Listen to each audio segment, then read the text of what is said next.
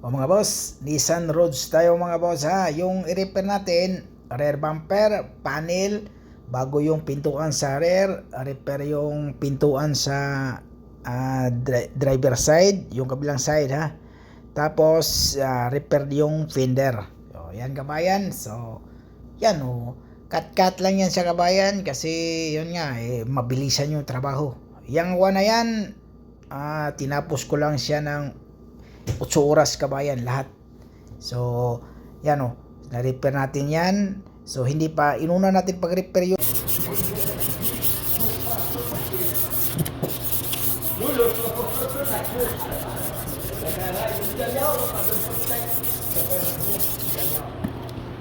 yung katawan kasi yung bagong sikanhan na pintuan sa likuran hindi pa dumating kaya inuna ko pag-repair yan yung pintuan na yan.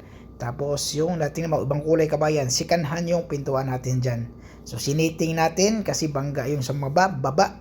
So ilagay natin yung pintuan para makita natin yung seating sa pintuan. Saka yung sa panel. So okay na yung alignment, so okay na yung repair natin dyan. Mahabang guhit yung kabayan So okay yung pagka-repair. So titingnan natin bago natin ibigay sa preparasyon. Saka na tayo magtanggal ng handle. Tapos tanggalin natin ulit yung pintuan na sikanhan, tatanggalin natin ulit yan. Kasi sa loob, titingnan natin kung mayroong mga rust. Kasi i-repair din natin yan. Tapos yan kabayan, okay yung may linya yan sa kabayan, spindle saka sa pintuan, titingnan din natin para may linya talaga. Para pag yun, nilagay ko ng primer yung bumper. Sa likurang bumper to sa kabayan ha. Sa harap ang bumper, hindi nakasama. UV ginamit natin. So, pero sa katawan, hindi na ako nag-primer kasi walang gawa. So, ako yung nag-primer sa bumper. UV primer yan, mabilisan yung kabayan, yung UV light. Gamit yung UV light. So, ganun lang ang simple strategy sa pag-repair. So, cut. So, okay kabayan. Okay na yung kabayan.